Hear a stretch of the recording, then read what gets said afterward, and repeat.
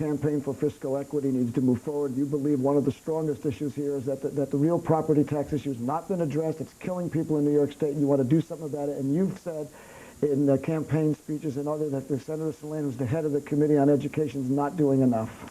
4 years ago, when Senator Saland took over the chairman of the Education Committee, he was given an opportunity to begin the process of reform, to start listening to experts on the subject, to reach across the aisle, to bring other people into the process, and to open up his committee, to have hearings, to open the committee and the process up to superintendents of schools, to bring in all sorts of information and to begin to form a real reform of this particular process.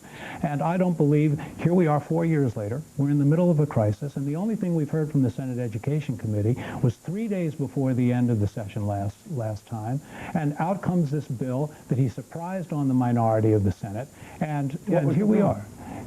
Beg your pardon? What was the bill? Well, I'll let the senator talk specifically about the bill, but it's his particular version of the tax, of the school tax reform. Okay. Right. Senator Saland, address what you've done on the State Education Committee, including mandates and things of that nature. Well, let me start off by saying, if I had the ability to single-handedly revamp the school property tax system, I would not be in the state Senate. I would probably either have been elected governor by acclamation or perhaps president by acclamation. Let's talk about this opt-in, opt-out situation. There are over 700 school districts in the state of New York. And if you are having all of these particular school districts deciding to opt in or opt out at different years, 1, 2, 3, 4, 5, what kind of administrative nightmare is that going to be? Who's going to keep track of what money is going where to what school district, how, when, and why?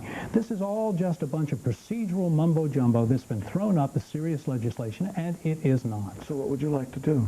I think what we have to do is really attack the problem at its base. We have to understand that the system that we have now in place is a 19th century funding system trying to fund a 21st century education system.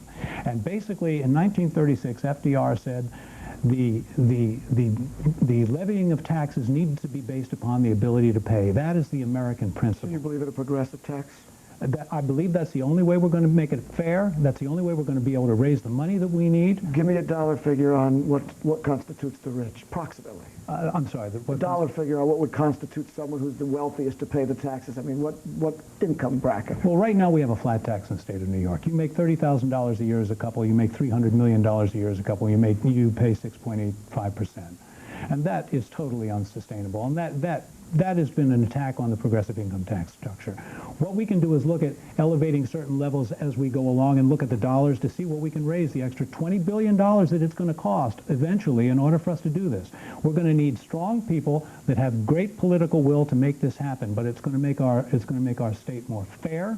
It's going to make our education system more reliable, and it's going to keep thousands and thousands of people from fleeing the state of New York. Would you be willing to take on the head of the Assembly, Shelley Silver, and fight him from the Senate on some of these things where he is beholden to unions on these issues and he doesn't want to change and he doesn't need to deal with it because he's in New York City and he doesn't have all these property tax issues? The most important thing that we need to serve is the education of our kids, because they represent 100% of our future. And if Shelley Silver or anybody else stands in the way of the well-being of our children, then we have to make sure that they stand out of the way. Steve Saland, you say that you want to fix this problem. You say progressive tax is not the best way. What would be your solution? That's not what I say. First, let me,